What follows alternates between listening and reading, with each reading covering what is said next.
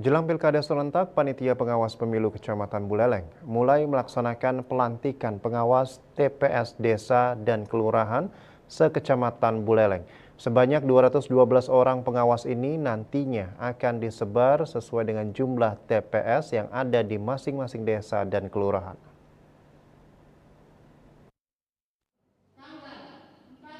Ketua Panitia Pengawas Pemilu Kecamatan Buleleng Idewo Made Sweker menyatakan bahwa nantinya seorang pengawas akan bertugas di satu TPS sesuai dengan jumlah TPS di masing-masing desa kelurahan.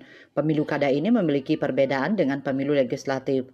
Pemilih sebelumnya yang berjumlah 300 orang per TPS kini bertambah menjadi 600 orang per TPS, sehingga jumlah TPS berkurang hampir 50%. Ia menekankan kepada pengawas TPS kali ini bahwa setelah pelantikan akan diadakan pembekalan agar mereka bisa menjalankan tupoksinya dengan baik. Yang kita tekankan bahwasanya setelah pelantikan ini ada pembekalan. Jadi terkait dengan tupoksi mereka nanti di TPS, supaya mereka pada saat pemilu nanti, pilkada nanti itu mereka sudah siap.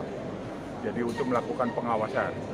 Jadi tugasnya sekali sebenarnya pada dasarnya hanya di tempat TPS, tempat penggunaan suara. Tapi untuk sementara karena mereka tuh dilantik untuk bertugas selama 1 bulan, tentu saja akan membantu teman-teman di PKD melakukan tugas-tugas lainnya.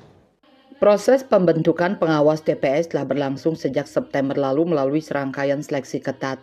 Dipastikan pengawas sudah terbentuk sebelum pemungutan suara dan bertugas hingga seminggu setelahnya. Yesri Yuli, Bali TV.